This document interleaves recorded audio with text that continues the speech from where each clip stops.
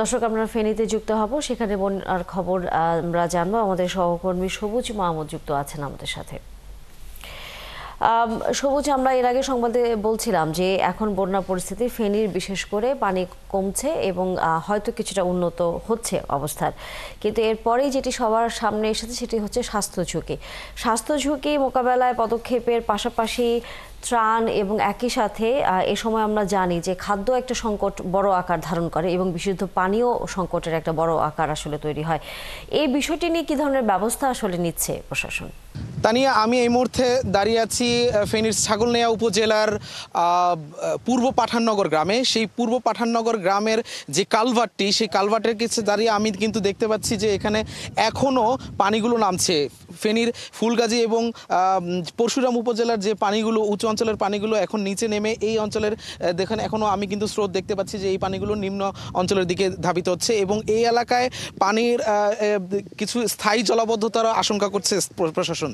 তবে বন্যা পরবর্তী সময়ে পানি নেমে যাওয়ার পরে যে সমস্যাটি এখানে দেখা দিয়েছে সেটি হচ্ছে এই অঞ্চলের রাস্তাঘাট ভেঙে গেছে এবং যোগাযোগ ব্যবস্থা অনেক জায়গায় ক্ষতিগ্রস্ত হয়েছে এবং বিভিন্নভাবে যানবাহন এখানে চলাচলে বিঘ্ন ঘটছে এবং এই রাস্তাঘাটগুলো যদি মেরামত করা না হয় তাহলে কিন্তু এখানে বিভিন্ন ধরনের দুর্ঘটনার আশঙ্কা থাকছে। আমি এখানে স্থানীয় যে বাসিন্দা তাদের সাথে একটু কথা বলি। আসলে আপনাদের কি সমস্যা বলছে এখন মূলত? আমাদের এই কন্ট্রাক্টর মসজিদ বাজারের দক্ষিণ দিকে যে রোডটা, এই রোডটা গত 24 সালের বন্যায় ভাঙছে, কেউ আসে নাই, দেখে নাই।